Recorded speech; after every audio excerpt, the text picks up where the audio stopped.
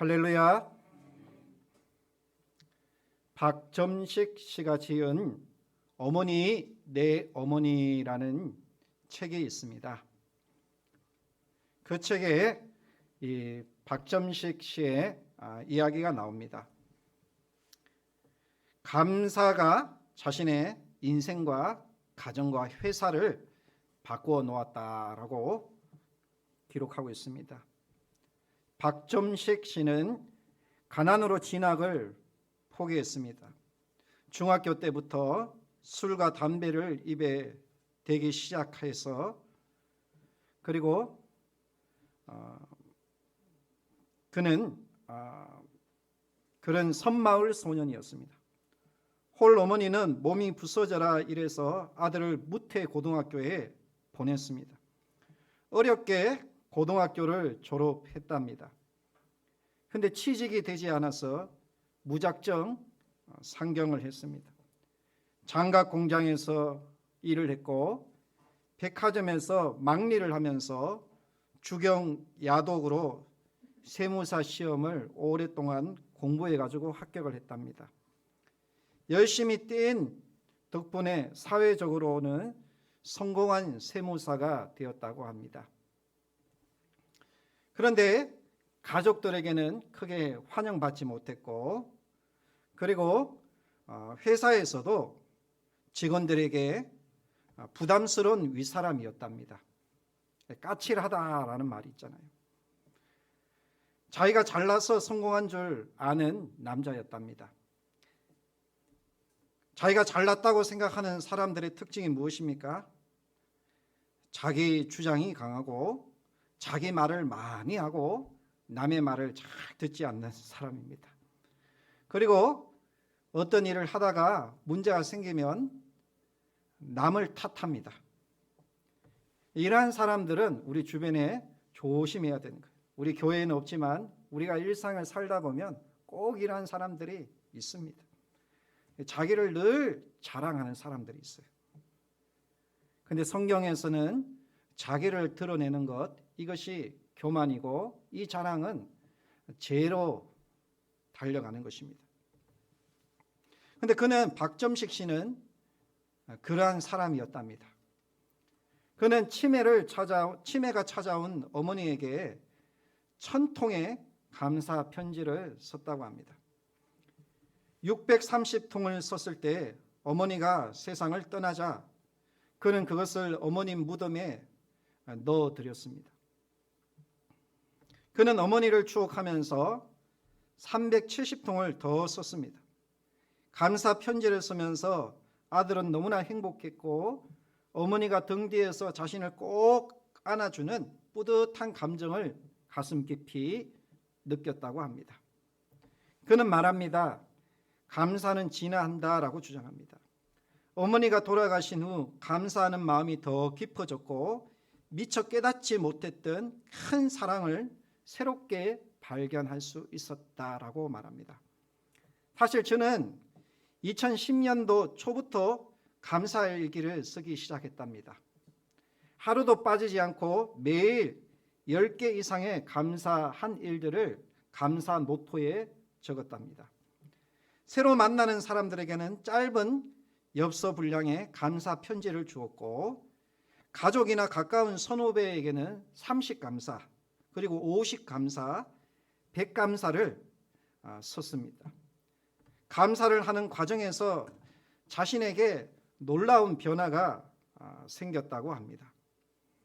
결론적으로 그는 감사를 만난 것은 내 인생의 최고의 행운이고 그 무엇과도 바꿀 수 없는 큰 선물이었다라고 말합니다. 회사의 고민을 위해 어떻게 할까 걱정을 하다가 감사 편지를 쓰기 시작했답니다. 그리고 우연히 만난 감사가 자신의 인생을 그렇게 자신의 회사를 그렇게 바꾸어 놓을 줄은 상상도 못했다는 거예요. 그만큼 놀라운 경험을 했답니다. 골로새서 2장 7절에 보니 그 안에 뿌리를 박으며 세움을 받아 교훈을 받은 대로 믿음에 굳게 서서 감사함을 넘치게 하라라고 했습니다. 여러분 감사하고 있습니까? 감사함을 넘치게 하고 있습니까? 신앙생활을 하다 보면, 우리 인생을 살다 보면 가장 큰 적이 무엇일까? 그것은 사람도 아니고 환경도 아니고 물질도 아니고 원망과 불평입니다. 흔히 원망과 불평하는 마음이 생겨나기 시작하면 그래서 습관적으로 자기도 모르게 오염되어서 늘 원망하고 불평하며 살아가기도 하는 것입니다. 이스라엘 백성들은 이집트에서 430년 동안 종살이 했어요. 노예로 있었어요. 그러다 하나님께서 그들을 긍휼히 여기시고 그들의 부르짖음을 들으시고 그들을 이집트에서 출애굽시켰어요. 나오게 하셨어요. 그리고 광야길을 걷게 하셨고 하나님이 약속한 땅 가나안 땅에 들어가도록 인도해 주셨습니다. 그런데 그들이 40년 광야 생활을 하면서 하나님 앞에 늘 습관적으로 불평하며 원망했습니다. 그러다가 불뱀에 물리기도 하고, 그러다가 그들이 아말렉을 만나기도 하고, 그러다가 그들이 가나안 땅에 들어가지 못했습니다. 결국 그들의 후손들만 가나안 땅에 들어갈 수 있었습니다. 불평과 불만은 사실 마귀가 주는 것입니다.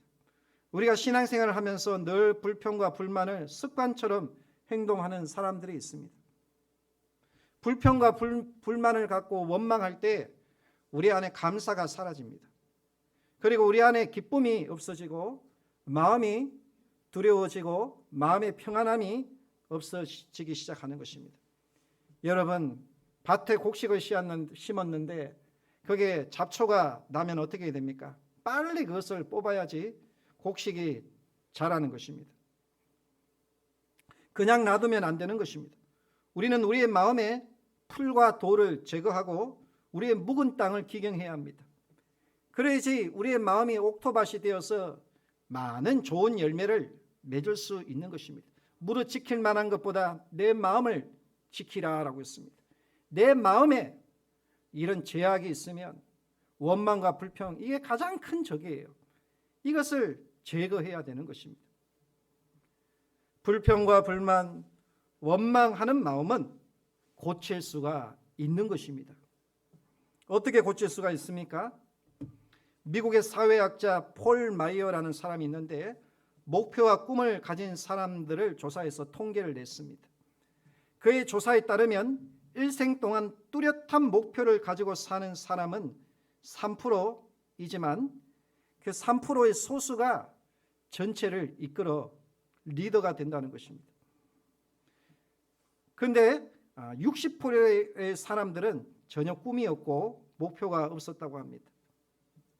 그런데 30% 중에서도 꿈을 위해 행동하는 사람들은 3%밖에 되지 않는다는 것입니다. 우리가 신앙생활을 할 때도 아는 지식은 참 많습니다. 요즘 우리가 지식의 홍수를 만나지 않습니까? 이 유튜브를 통해서, 온라인을 통해서 얼마나 많은 우리가 설교가 넘쳐나고 지식의 홍수 속에 살아가고 있지 않습니까? 그런데 정작 중요한 건 무엇입니까? 아는 것은 많지만 행함이 없다라는 거예요. 야고보를 통해서 우리에게 주신 말씀 무엇입니까? 믿음에 행함이 없으면 그 믿음은 죽은 믿음이다라고 했습니다. 그렇습니다. 우리가 하나님을 믿는다고 하면서 우리가 하나님의 말씀대로 살지 않으면 그것은 그리스도인이 아니다라는 것입니다. 그래서 디모데전서 4장 7절에 보면 망령되고 허탄한 신화를 버리고 오직 경건에 이르기를 연습하라라고 했습니다. 경건은 우리에게 유익이 되는 것입니다. 우리가 하나님 앞에 기도하고 기뻐하고 감사하는 것, 이것은요 하나님이 우리에게 주신 목표다라는 생각을 하게 됩니다. 그래서 오늘 데살로니가전서 5장 16절에서 18절의 말씀은 하나님이 내게 주신 목표로 삼고 이건 하나님의 뜻이다라고 했잖아요. 너희를 향한 하나님의 뜻이다라고 했어요. 그래서 우리가 하나님의 뜻대로 우리가 너무 거창하게 많은 걸 생각할 필요가 없는 것입니다. 그냥 기뻐하고 기도하고 감사하는 하는 것이 하나님의 뜻인 것입니다. 뿐만 아니라 이것은 하나님의 명령인 것입니다. 그래서 우리가 이 명령대로 따라 살아가야 되는 것입니다. 하나님은 우리가 행복과 기쁨을 누리고 하나님을 의지하면서 살기를 원합니다. 그렇습니다. 그리스도인은 인생을 즐겁게 살아야 하는 것입니다. 기쁘게 살아야 하는 것입니다. 예수를 믿는 사람들은 표정부터 밝아야 하는 것입니다. 예수를 믿는다고 하면서 얼굴이 늘 어둡고 우울하게 있는 것은 좋지 않습니다. 오늘 말씀을 통해 마음이 유쾌하고 기쁘게 즐겁게 사는 것, 이것이 하나님이 보시기에 심히 좋은 것고 아름다운 것입니다. 이렇게 사는 것이 하나님의 명령이자 너희를 부르신 하나님의 뜻이다 라고 했습니다. 그래서 우리가 이 하나님의 말씀을 좀 깊이 새겨야 돼요. 제가 이 말씀을 제 마음에 한번 새겨보고자 이 말씀을 묵상하고 또 저뿐만 아니라 우리 성도님들과 함께 마음에 새겨보고자 우리가 이 말씀을 준비하면서 나누는 것입니다. 여러분은 하루에 얼마나 웃고 얼마나 감사하면서 살고 있습니까? 그런데 감사와 기쁨이라는 것이 저절로 오지 않더라고요. 힘써야 되는 거예요. 애써야 되는 거예요. 간절한 마음이 있어야 되는 거예요. 우리 예수님도요, 겟세마네 동산에서 힘쓰고 애쓰고 간절하게 기도했습니다. 그렇습니다. 하나님이 주신 은혜는 우리가 굳게 지켜야 되고 굳게 행해야 되고 우리가 그것을 통해서 우리가 하나님 앞에 나아가는 열심도 있어야 되고 믿음도 있고 수고도 있어야 되는 것입니다. 하나님이 거저 주셨다고 해서 우리가 거저 받아 먹으려고 하면 그건 다 없어져 버리는 것입니다. 하나님이 내게 주신 은혜는 감사하고 소중하게 여겨야 되는 것입니다. 그렇습니다. 하나님이 우리에게 자유함을 주셨어요. 죄와 허물로 죽었던 우리를 살려주시고 기쁨의 은혜를 주셨습니다. 한 통계를 보니까 직장인들은 하루에 5번 정도 웃는답니다. 그렇습니까? 5번 정도밖에 안 웃어요? 오늘 예배 시간에도 웃지 않습니까? 근데 요즘 웃는 게 잘 안 보여요. 마스크를 다 껴가지고 웃는지 그 사람 표정을 알 수가 없는 것입니다. 근데 어린아이들은 하루에 400번 웃는데요. 여러분 얼마나 큰 차이가 됩니까? 여러분 우리가 어린아이와 같지 않는 자는 천국에 들어가지 못합니다. 너희 안에 어린아이와 같은 마음을 품으라고 했습니다. 어떤 사람들은 여성이 남성보다 장수하는 이유가 있다라는 것입니다. 왜냐하면 여성이 남성보다 많이 웃는다는 것입니다. 그렇습니까? 남자들은 잘 안 우는데요. 특히 우리 경상도 사람들은, 제가 경상도 출신이지만은 잘 안 웃어요. 그냥 무뚝뚝해요. 마음으로 웃어요. 마음으로. 안 웃는 건 아닙니다. 마음으로 웃습니다. 그런데 안 웃게 보이는 것입니다. 얼굴이 험상 굳게 보이고 그렇답니다. 그런데요, 그래서 여성이 웃음이 많기 때문에 장수한답니다. 20초 웃으면 5분 에어로빅 효과가 난다고 합니다. 웃음 치료라는 것도 한동안 유행을 했습니다. 웃음은 우리의 건강에 매우 유익하다라고 성경도 이야기하고 있습니다. 잠언서 17장 22절에 보니 마음의 즐거움은 양약이라도 심령의 근심은 뼈를 마르게 한다라고 했습니다. 우리가 근심과 걱정을 갖고 살면 뼈가 약해지면 장수할 수가 없는 것입니다. 사람은 누구나 일생 사는 동안 기뻐하며 즐겁게 인생을 살기를 원하는 것입니다. 그래서 첫 번째 우리 주님도 항상 기뻐하라라고 했습니다.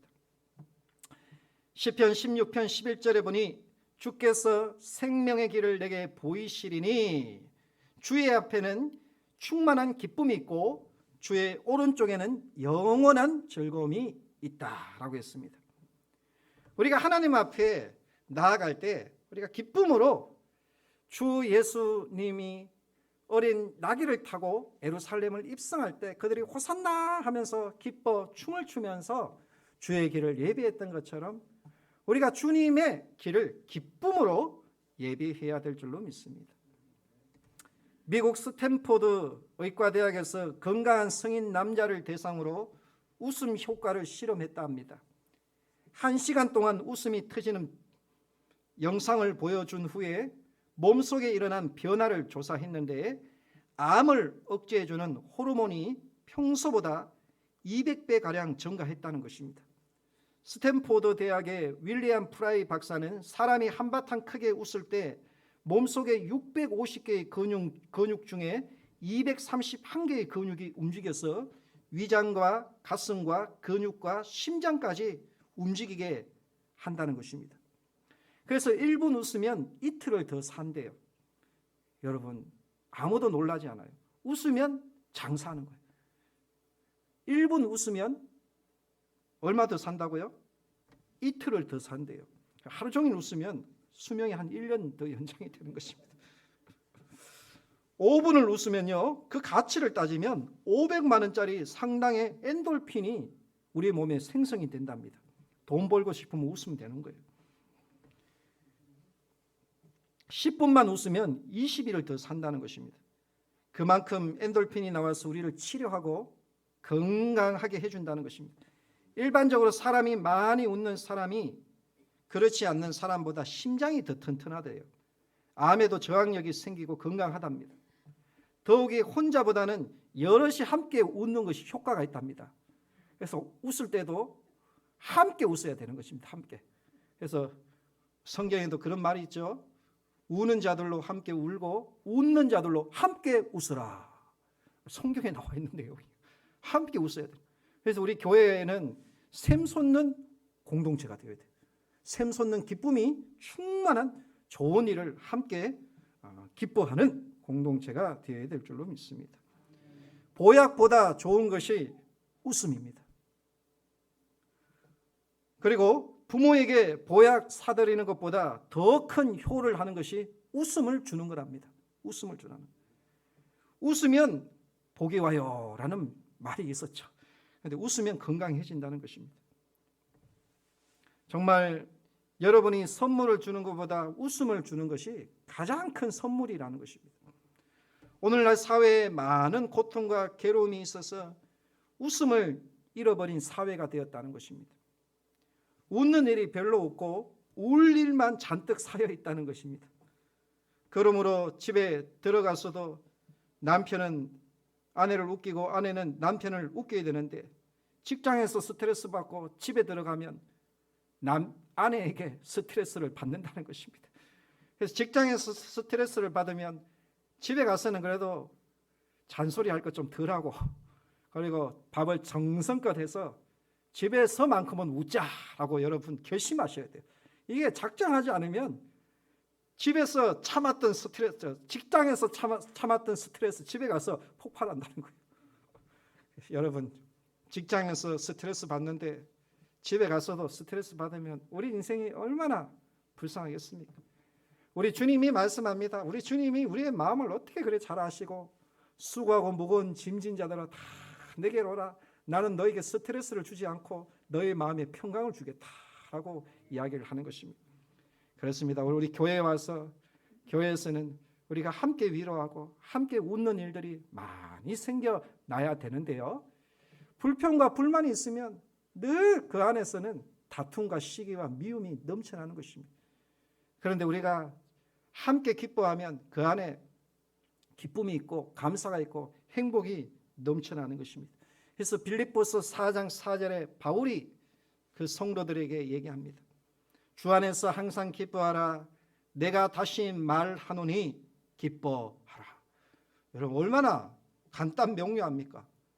기뻐하라. 다시 말한다. 기뻐하라. 다른 말을 안 하는 거예요. 다른 말. 기뻐하라는 거예요. 그냥. 여러분 얼마나 우리가 기뻐 안 했으면 저렇게 기뻐하라고 얘기할까 이렇게 또 생각하는 사람들이 있어요. 기쁘면 우리가 기뻐할 수 있는 이유가 뭐예요? 하나님이 우리에게 기쁨을 주시기 때문이에요. 우리가 하나님께 맡기면 기뻐할 수 있어요. 여러분 믿음이라는 게 다른 게 아니에요. 그냥 하나님께 맡기고 기뻐하는 겁니다. 그러면 어린아이가 부모에게 맡기고 기뻐하면 부모가 다 알아서 먹을 거 주고 입을 거 주고 아프면 약 주고 치료해 주고 다 돌봐주시는 거예요. 우리 선한 목자이신 우리 예수님께 좀 맡겨야 되는 거예요. 그리고 기뻐해야 되는 것입니다. 저는 청소년 시절에 우울병을 앓았습니다. 아버지가 돌아가시고 후 암으로 돌아가시고는 큰 충격을 받아 우울병이 찾아왔습니다. 마음에 큰 상처가 생기고 주기적으로 습관적으로 가슴이 찢어지면서 저는 죽다가 살아나는 일들을 반복했습니다. 그래서 친구들이 이야기를 합니다. 쟤는 왜 저래 힘이 없어? 쟤는 왜 저래 어둡게 보여? 그런데 고등학교 3학년 때 음악을 전공하려고 했는데 돈이 없어서 포기했습니다. 꿈도 이루지 못했습니다. 그러다가 3학년 때 하나님 앞에 간절히 기도했습니다. 철야 기도를 평생에 처음 했습니다. 그때 성령님이 찾아오셔서 제 마음에 평강을 주시고 두려운 마음이 사라지게 하시고 그리고 제 마음에 샘솟는 기쁨을 주셨어요. 그런데 이 샘솟는 기쁨은 마치 땅에서 샘이 확 솟아나서 그 샘이 하늘 높이 올라가서 떨어지는데 큰 강을 이룰 정도로 차고 넘치는 하나님의 기쁨이었습니다. 그래서 그 기쁨을 통해서 우울병을 다 치료했습니다. 할렐루야. 한 5, 6년간 고생했죠. 우울병을 다 치료하고 하나님께서 제 마음에 늘 찬양을 하고 기도를 하고 또 이렇게 신앙생활을 하면 기쁨을 주셨어요. 그렇습니다. 우리가 하나님 앞에 항상 기뻐야 돼요. 때를 얻든지 못 얻든지 좋은 일이 있어도 좋지 않은 일이 있어도 기뻐하면 합력하여 선을 이루어 가십니다. 두 번째는 쉬지 말고 기도하라. 여러분, 왜 주님께서 쉬지 말고 기도하라라고 했을까요? 여러분, 신앙생활을 할 때도 우리가 쉬면 안 됩니다.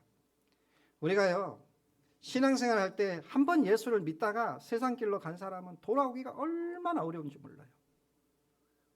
차라리 그냥 예수님을 모르다가 믿으면 이렇게 신앙생활을 하는 거구나 하고는 순종도 하고 그리고 말씀도 한번 읽어보고 또 신앙생활 열심히 하려고 하는데 신앙생활을 했다고 생각하는 사람들이 다시금 세상 길로 갔다가 그래도 신앙을 회복하라라고 권면하고 교훈하면 나도 다 신앙생활 해봤다고 얘기하는 거예요. 그리고는 안 나와요. 하나님을 안 믿어요. 얼마나 하나님께 돌아오기가 쉽지가 않는지 어렵습니다. 그래서 여러분, 우리가 신앙생활도 쉬지 말고 신앙생활 해야 돼요. 코로나가 와도 어려움이 와도 우리가 쉬지 말고 전에 하던 대로 다니엘이 기도하면서 감사했던 것처럼 전에 하던 대로 우리가 하나님 앞에 예배하고 기도하고 내 믿음 지켜나가야 되는 것입니다. 기도도 마찬가지예요. 하나님께서는 항상 우리가 기도를 쉬지 않기를 원합니다. 기도는 무엇입니까? 하나님과의 대화인 것입니다. 기도를 통해서 하나님과 가까워지는 것입니다. 그런데 우리가 기도하지 않으면 하나님과 멀어지는 것입니다. 그런데 이 사탄은요, 늘 우리로 하여금 하나님과 멀어지게 만듭니다. 멀어지게 만들어요. 우리가 기도를 쉬기 시작하면 어느 순간에 내 마음에 세상 욕심이 들어오더라고요. 죄가 들어와서 그 죄로 인하여서 아담이 하나님을 피하여 나무 뒤에 숨었던 것처럼 우리가 하나님을 숨고 하나님을 피하게 되고 결국은 하나님을 떠나가게 되더라고요. 그렇습니다. 우리가 기도를 통해서 하나님을 가까이 해야 될 줄로 믿습니다. 야고보서 4장 8절에 보니 하나님을 가까이 하라. 그리하면 너희를 가까이 하시리라 라고 했습니다. 우리는 여러 가지 이유로 하나님을 가까이 하지 못합니다. 세상 일이 바쁘다는 거예요. 먹고 살기가 바쁘다는 거예요. 무엇을 먹을까 입을까 마실까 하나님의 영광을 구하기보다는 사람의 일을 먼저 생각한다는 것입니다. 여러분, 우리가 하나님께서 내게 주신 이 은혜를 생각하면서 우리가 사람의 일보다 세상의 일보다 우리가 하나님의 일을 먼저 생각하는 이 아름다운 마음을 갖기를 축원합니다. 그렇습니다. 우리가 또 하나님께서 우리로 하여금 쉬지 말고 기도하라라는 것은 우리가 기도하기를 시작하면 마귀가 틈을 타서 우리를 시험하고 우리를 넘어뜨리는 것입니다. 이 사탄 마귀는 어떻게 하든지 간에 우리로 하여금 죄를 짓게 하고 하나님을 가까이 하지 못하게 하는 것입니다.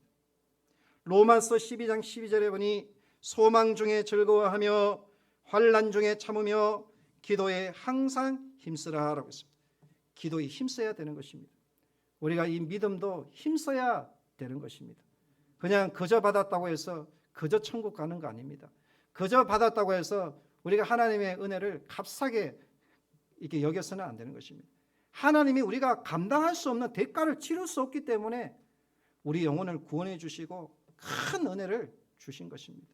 그러므로 우리가 이 믿음을 소중하게 여겨야 돼요. 바울이 그랬잖아요.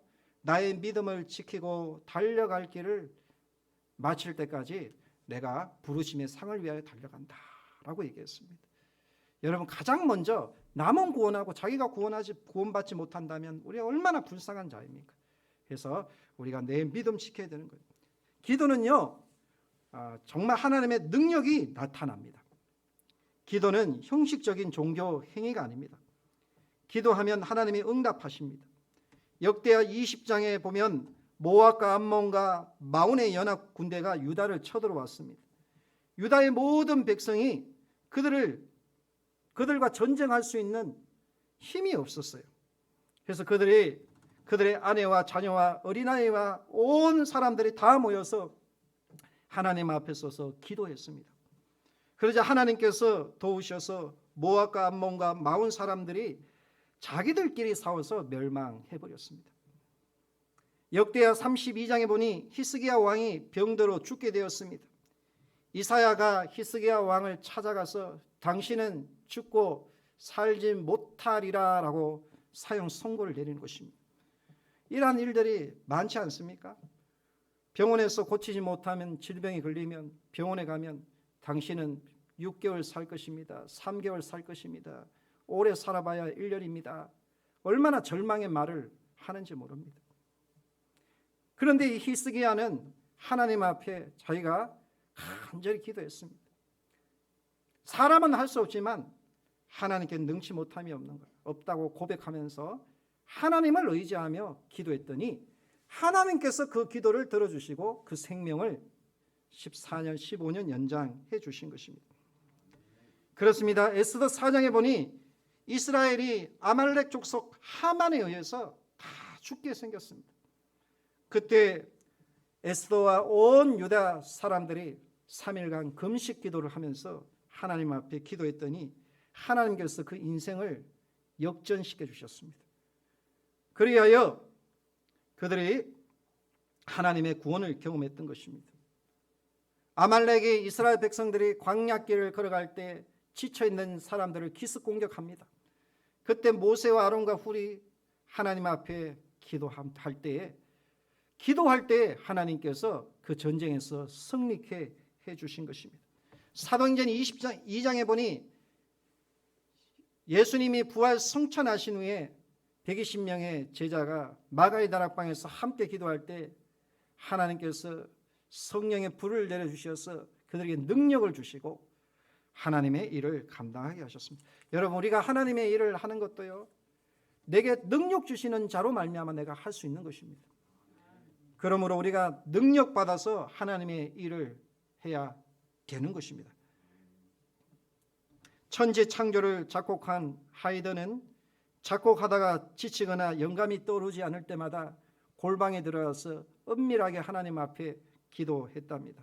그러면 하나님께서 영감을 주셔서 기도할 그 자신의 작곡을 할 수 있었다고 합니다. 고아의 아버지 조지 뮬러는 5만 번 기도의 응답을 받았습니다. 이처럼 하나님께 우리가 기도하면 하나님이 응답해 줄 수 있는 능력이 있기 때문에 기도하라는 거예요. 그리고 예수 이름으로 구하라는 것입니다. 구하는 자가 다 얻을 것이라는 거예요. 찾는 자가 찾을 것이고 두드리는 자에게는 다 열릴 것이다 라고 약속해 주셨어요. 그래서 우리가 기도를 통해서 하나님의 능력 있는 삶을 살아야 되는 것입니다. 세 번째는 범사에 감사하라라는 것입니다. 우리가 염려, 근심과 두려움을 이기기 위해서는 우리가 감사해야 됩니다. 감사하기가 쉽지가 않습니다. 좋은 일에 감사할 수 있지만 좋은 일이 아니면 감사하기가 쉽지가 않습니다. 그런데 옛말에 고진감래라는 말이 있습니다. 좋은 일과 좋지 않은 일이 온다는 것입니다. 사람들은 흔히 고통스러운 것이 지나면 좋은 일이 온다고 말하는데 사실 그렇지 않습니다.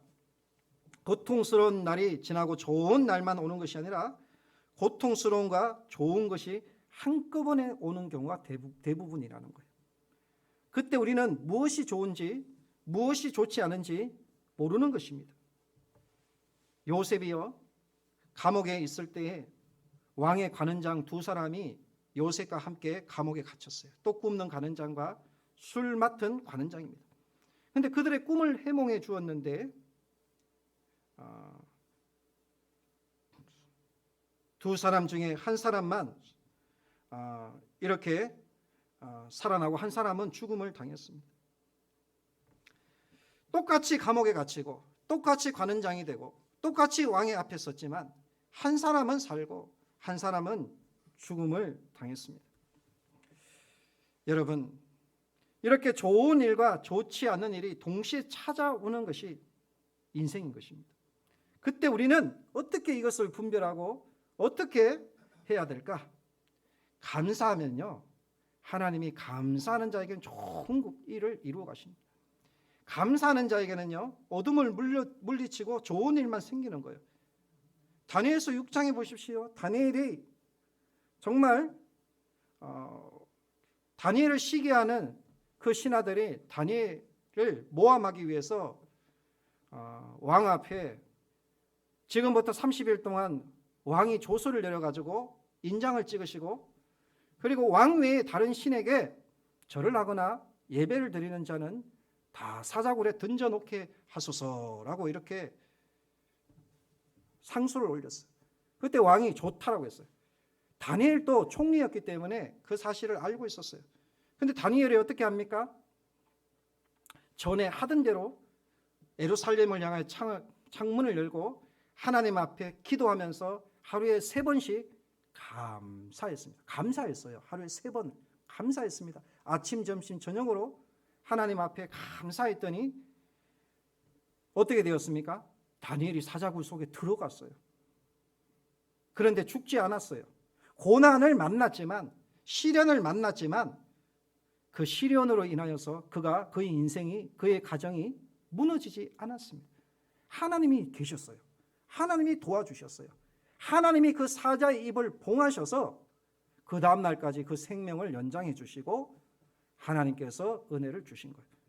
그래서 왕이 슬퍼하면서 이 사자굴 앞에 와서 다니엘아, 내가 살아있느냐라고 불러보았더니 다니엘이 왕이여 만세 만수무강하옵소서 이렇게 할 때 왕이 놀라가지고 그를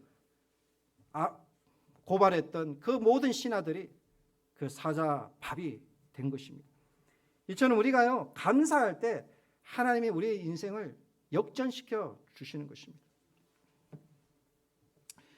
데살로니가전서 3장 16절 말씀에 평강의 주께서 친히 때마다 일마다 너에게 평강 주시고 주께서 너희 모든 사람과 함께 하기를 원한다고 했습니다.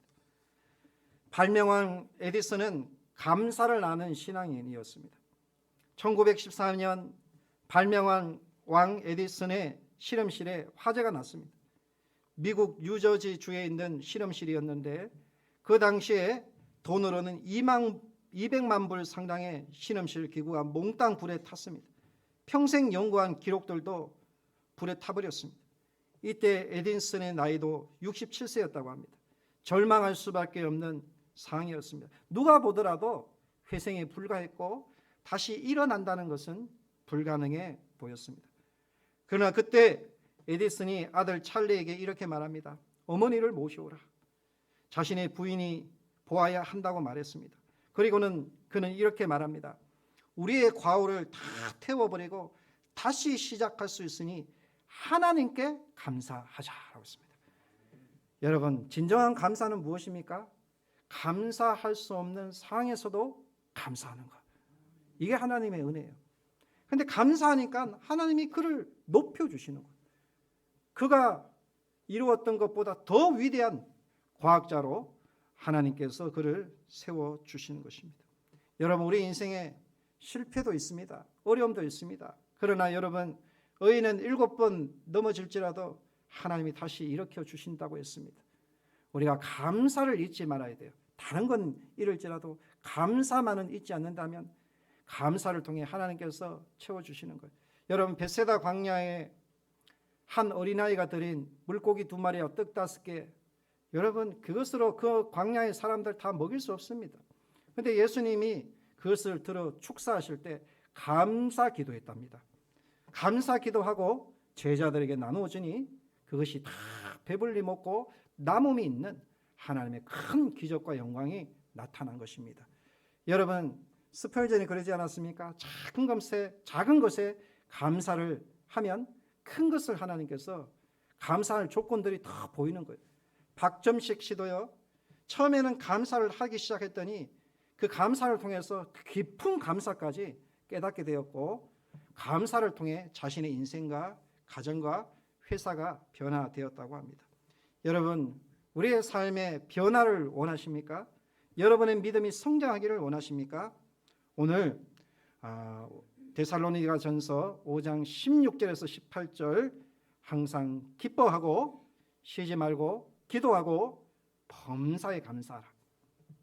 이 세 가지를 우리가 좀 기억하고, 야곱이 야복강가에서 하나님을 붙들고 씨름했던 것처럼 우리가 오늘 이 말씀을 붙들고 내 인생의 목표로 삼고 우리가 이 말씀 세 가지를 한번 힘쓰고 애써서 야곱처럼 한번 실험해보면 좋을 것 같다는 생각을 합니다. 그렇습니다. 우리가 말씀을 붙들고 살다 보면, 인내하다 보면요, 정말 어느 순간 이 말씀이 내 마음에, 내 가정에, 나의 회사에 뿌리를 내리게 되고, 그리고 이 뿌리 내린 이 말씀이 열매를 맺기 시작해 주시는 것입니다. 그렇습니다. 오늘 하나님께서 너희를 향한 하나님의 뜻, 이 세 가지가 무엇입니까? 항상 기뻐하고 쉬지 말고 기도하고, 무엇보다도 가장 우리가 좀 힘써야 될 게 감사일 것 같아요. 감사. 하루에 5번이 아니라 우리가 하루에 한 50번 정도, 한 10번은 넘겨야 되지 않겠습니까? 우리가 항상 감사하면서 기뻐하면서 그렇게 하나님 앞에 나아갈 수 있기를 원합니다. 기도하겠습니다. 하나님 아버지, 감사합니다. 우리는 세상 일에 분주해서 넘어가 무엇을 먹을까 입을까 마실까 세상 일에 바빠서 우리가 감사를 잊고 늘 남을 탓하고 불평하며 원망하면서 근심 가운데 살아왔습니다. 하나님, 이 시간 우리가 감사를 회복하게 해주시고, 오늘 말씀 데살로니가전서 5장 16절에서 18절, 항상 기뻐하고 쉬지 말고 기도하고 범사에 감사함으로 하나님의 뜻을 이루고 하나님의 명령대로 살아가는 우리 성도님들 되게 하옵소서. 감사하지 않는 조건 속에서도 다니엘처럼 전에 늘 하던 대로 감사할 수 있는 우리 성도님들 되게 하옵소서. 예수님 이름으로 기도합니다. 아멘.